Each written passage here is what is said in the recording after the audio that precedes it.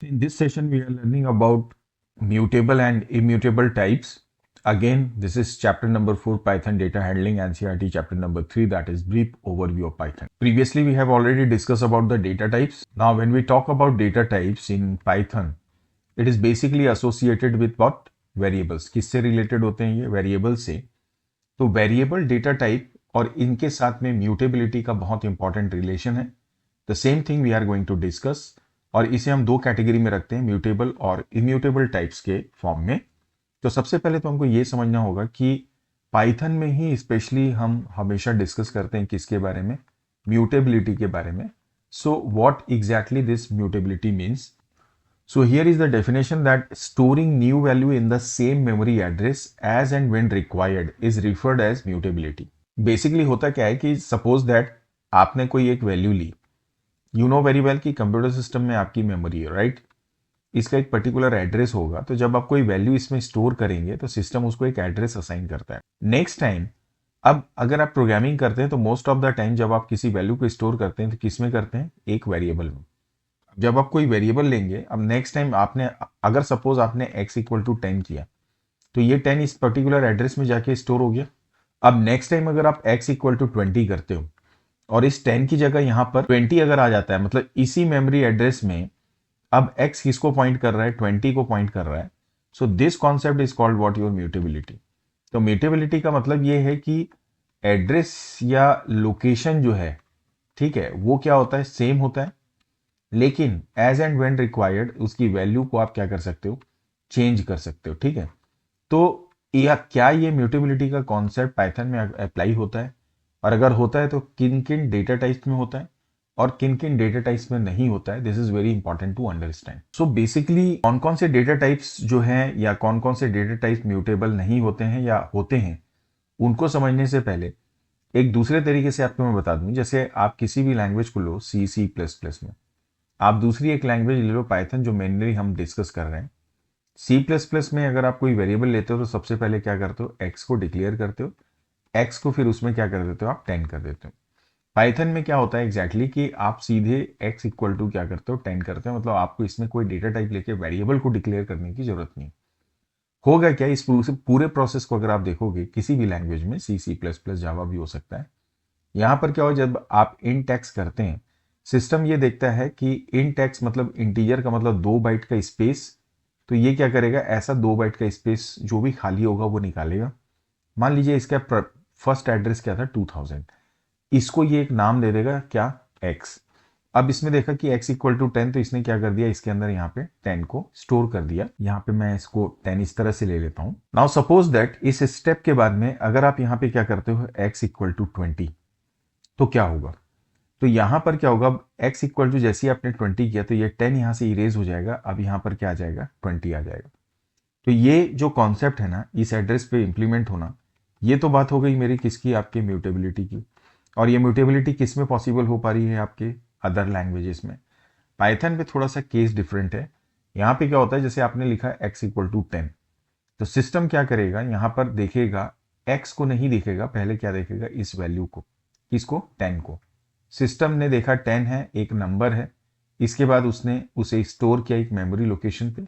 Suppose that इसका address यहाँ पे भी क्या होता है? 2000 है. इसके बाद इसका एक लेबल दे देगा, क्या कर देगा?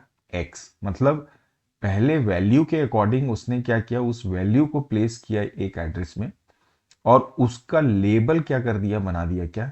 x को. तो यहां पर जब आप सी प्लस प्लस में वेरिएबल की बात करते हो तो वो क्या होते हैं? मेमोरी एड्रेस होते हैं. क्या होते हैं? मेमोरी एड्रेस, जिसको आपने एक नाम दे दिया. लेकिन पाइथन में जब आप वेरिएबल्स की बात करते हो तो वो सिंपली क्या होते हैं? एक लेबल होते हैं. लेबल होते हैं जो कि किसी वैल्यू के एड्रेस को क्या करते हैं? पॉइंट करते हैं. So that is the difference. तो अब क्या होगा अगर आप next time x equal to 20 करोगे ना, तो यहां पर ये 20 को क्या करेगा? देखेगा 10 तो ऑलरेडी ऑक्यूपाइड है, तो ऐसा नहीं कि इस 20 को इस यहां पर जाके स्टोर करेगा. वो क्या करेगा? एक नया एड्रेस बनाएगा, यहाँ पे 20 को स्टोर कर देगा.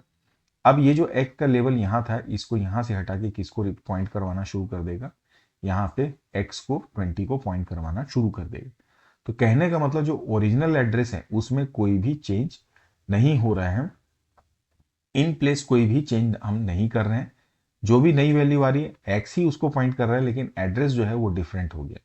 So this is called immutability. ये इसको हम क्या बोलते हैं, इम्यूटेबिलिटी की मतलब मेन जो एड्रेस है वहां पे वैल्यू को चेंज हम नहीं कर पा रहे। तो अब आपको कॉन्सेप्ट समझ में आ गया होगा कि जब आप किसी अदर लैंग्वेजेस में किसी मेमोरी को डिफाइन करते हैं तो उसमें क्या होता है, सबसे पहले वेरिएबल का डिक्लेरेशन होता है, डिक्लेरेशन के बाद उसको एक मेमोरी एड्रेस मिलता है और फिर उसमें जाके एक वैल्यू स्टोर होती है। पाइथन में क्या होता है, केस डिफरेंट है, यहाँ पर पहले वैल्यू होती है, वैल्यू को पहले मेमोरी एड्रेस मिलता है, उसके बाद में उसको क्या करता है, वेरिएबल के नाम से पॉइंटिंग करवा दी जाती है। इसलिए चूंकि पाइथन में डिफॉल्ट अगर आप देखो ना तो ये इम्यूटेबल हैं जो वेरिएबल्स आपने लिए, और ये क्या है, मेरा एक नंबर हुआ तो इंटीजर क्या हो गया, यहाँ पे इम्यूटेबल हो गया, जबकि यहाँ पर ये म्यूटेबिलिटी इम्यूटेबिलिटी का कॉन्सेप्ट ही नहीं है। इसका पर्पस क्या है, अगर आप बात करें इसके पर्पस की, तो purpose is all about optimum use of memory. Optimum use of memory मतलब मेमोरी का वेस्टेज नहीं होना चाहिए, इस पॉइंट को आपको ध्यान रखना है। सो अब बात करते हैं different types of mutable and immutable types, जो कि किसमें, पाइथन में होते हैं। तो म्यूटेबल और इम्यूटेबल का मतलब तो आपको समझ में आएगा होगा। हम सीधे यहाँ पे बात करेंगे पाइथन में कौन कौन से ऐसे डेटा टाइप्स हैं जो इम्यूटेबल होते हैं। तो अब यहाँ पर इम्यूटेबल का मतलब जिनकी वैल्यूज कभी भी उनके प्लेस में चेंज नहीं होती। तो अभी हमने देखा जैसे इंटीजर है, फ्लोट है, बुलियन है, स्ट्रिंग है, टपल्स है, all these are immutable data types. जैसे मान लीजिए आपने कोई स्ट्रिंग लिया, मैंने यहाँ पर इसके अंदर एक वैल्यू असाइन कर दी संजय, अगर आप इसको डिक्लेयर कर रहे हैं से फॉर एग्जाम्पल, तो ये एक एड्रेस बना जहाँ पर सपोज दैट क्या आ गया, संजय आ गया। नेक्स्ट टाइम अगर आप एस में डाल देते हैं रवि, तो इसका मतलब ये नहीं है कि इसी एड्रेस में रवि आ रहा है, एक नया एड्रेस बनेगा जिसमें क्या होगा, रवि था पहले जो एस इसको पॉइंट कर रहा था, अब इसको पॉइंट करना छोड़ के इसको पॉइंट करना शुरू कर देगा। So all these data types are basically what immutable types. Now the next is what your mutable types. तो mutable types में basically list, dictionary and set, all these are considered as what mutable types, जिसका मतलब कि जिनकी values in place change हो जाती हैं।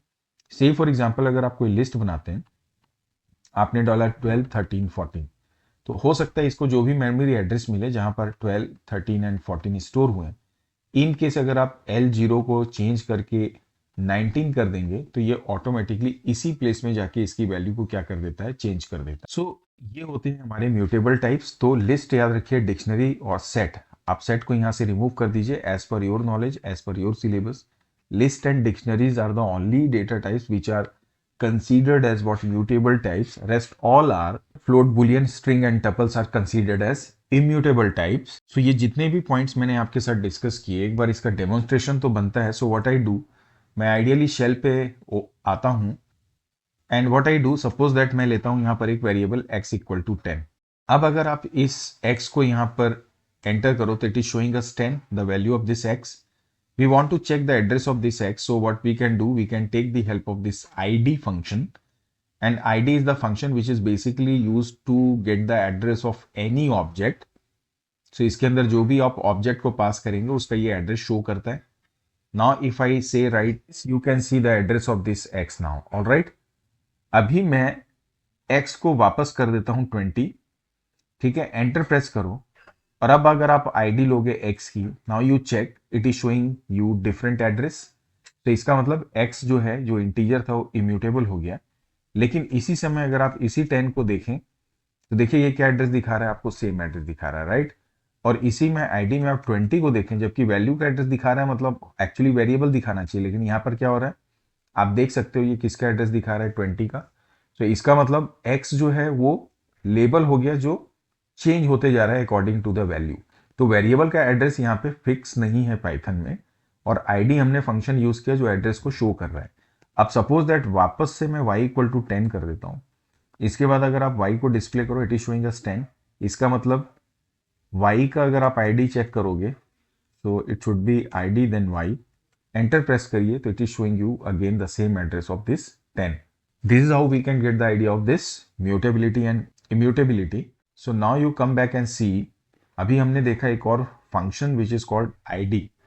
So id now you all can understand is the function which is basically used to return an integer that represent the memory address of what, the object. कोई भी object जब आप ID में पास करते हैं तो वो ऑब्जेक्ट जो मेमोरी में स्पेस ऑक्यूपाई करता है उसका जो एड्रेस होता है उसको इंटीजर के फॉर्म में आपको रिटर्न करता है। तो overall this is how we can get the concept of mutable and immutable types, specially mutability का। इसके बाद में अब हम डिस्कस करेंगे ऑपरेटर्स को, बट फिलहाल यहीं तक। नेक्स्ट सेशन में ऑपरेटर्स कंटिन्यू करते हैं।